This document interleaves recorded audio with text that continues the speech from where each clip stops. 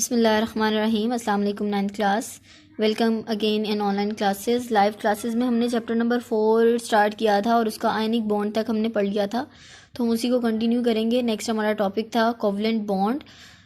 Covalent bond करवाने से पहले आप लोगों को मैं अगेन थोड़ा सा रिवाइज करवा दूं कि हमारे पास there are 2 rules, octet rule and duplet rule.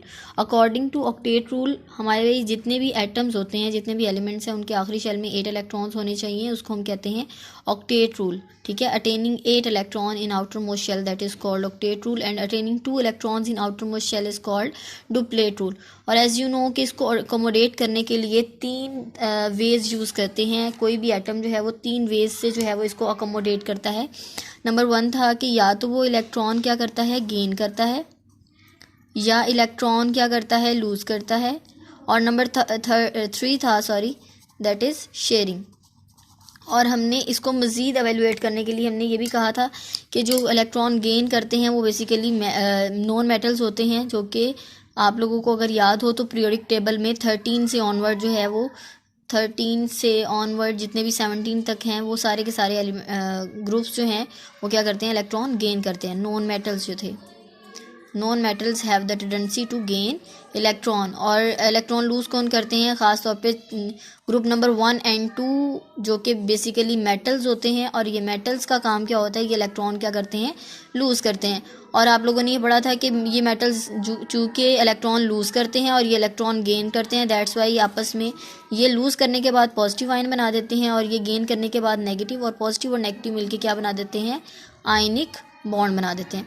अब थर्ड हमारे पास कंडीशन थी शेयरिंग की। तो अगर आप लोगों को ये भी पता होना चाहिए कि जो शेयरिंग है वो ख़ास तौर पर कौन करते हैं, जिनके पास जो कि हाफ फील्ड, ख़ास तौर पे जो हाफ फील्ड शेल्स होते हैं वो क्या काम करते हैं, वो शेयरिंग करते हैं। बिकॉज उनके पास 4 इलेक्ट्रॉन्स होते हैं और इनको 4 इलेक्ट्रॉन्स और चाहिए होते हैं। ओके जैसे देखें ज़रा आप, carbon have the electronic configuration. अगर उसकी इलेक्ट्रॉनिक कन्फिग्रेशन देखें तो उसके पास 6 इलेक्ट्रॉन्स होते हैं।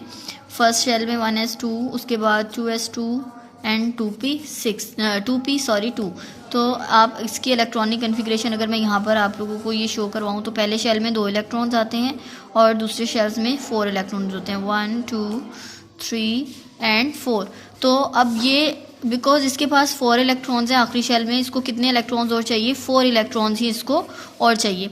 अब ये 4 इलेक्ट्रॉन अटेन करने के लिए या तो इलेक्ट्रॉन गेन करेगा, मतलब इसको 4 इलेक्ट्रॉन चाहिए तो 4 इलेक्ट्रॉन्स ये गेन कर ले, ठीक है, या ये 4 इलेक्ट्रॉन्स क्या करेगा, लूज़ कर देगा, ठीक है। ये 4 इलेक्ट्रॉन्स को क्या कर देगा, लूज़ कर देगा। लेकिन अगर आप देखें कि अगर ये 4 इलेक्ट्रॉन्स लूज़ कर देता है तो इसके लिए बहुत ज़्यादा टफ है कि एक एक इलेक्ट्रॉन एक एक करके जो है वो लूज़ करे।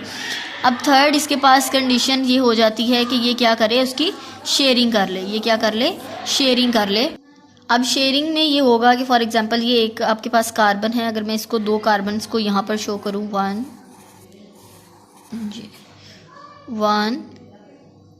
या तो ये, अच्छा अब एक और चीज़ आ जाती है शेयरिंग में हमारे पास कि क्या वो एक इलेक्ट्रॉन जो है वो शेयर करता है या पेयर शेयर करता है या मोर देन पेयर से जो है वो इलेक्ट्रॉन शेयर करे।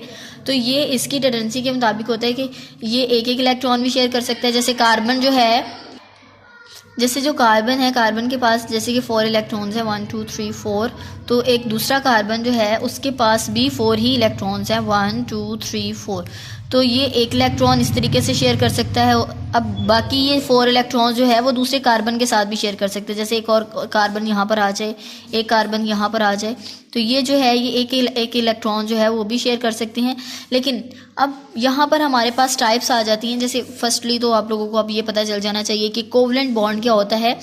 That bond which is form due to mutual sharing, जो कि म्यूचुअल शेयरिंग से इलेक्ट्रॉन की म्यूचुअल शेयरिंग का मतलब होता है बाहमी इश्तराक। बाहमी इश्तराक का मतलब है जितने एक देखिए ना, शेयरिंग बेसिकली शेयरिंग का मतलब होता है 50-50%। एक एटम जो है वो अगर एक इलेक्ट्रॉन दे रहा है तो दूसरा एटम भी जो है वो एक इलेक्ट्रॉन की क्या करेगा, शेयरिंग करेगा। अब यहाँ पर हमारे पास यहाँ पे जो शेयरिंग होती है बेसिकली ये 3 टाइप्स की होती है। हमारे पास सिंगल कोवलेंट बॉन्ड बन सकता है, ठीक है। नंबर 2 हमारे पास डबल कोवलेंट बॉन्ड बन सकता है, और मैक्सिमम जो है वो क्या है, ट्रिपल कोवलेंट बॉन्ड जो है वो यहाँ पर फॉर्म हो सकता है।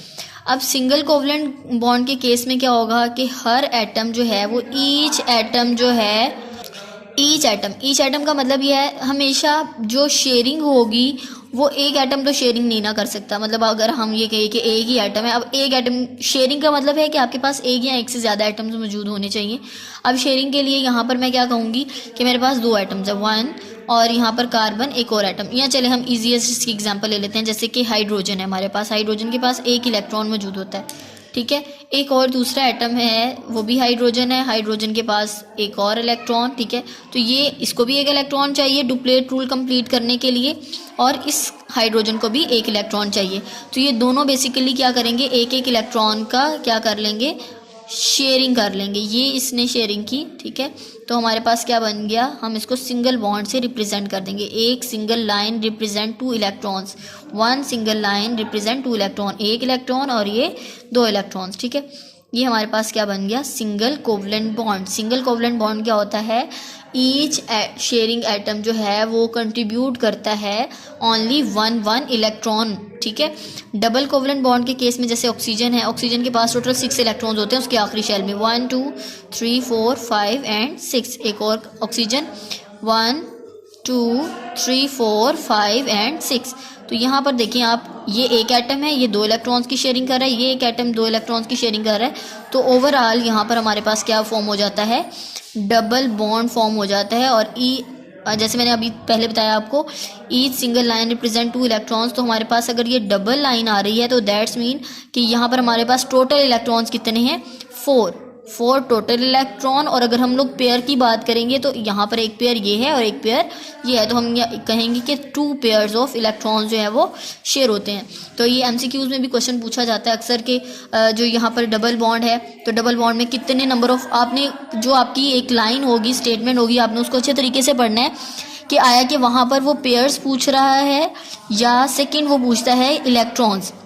अगर वो इलेक्ट्रॉन्स पूछ रहा है तो आपने देखना है कि आपके पास एक लाइन में, आपको पता है एक लाइन जो है वो 2 इलेक्ट्रॉन्स को रिप्रेजेंट कर रही है, तो आपने वो बता देना है। और अगर वो पेयर्स का पूछ रहा है तो आप सिंगल एक लाइन को आप कहेंगे 1 पेयर, 2 पेयर।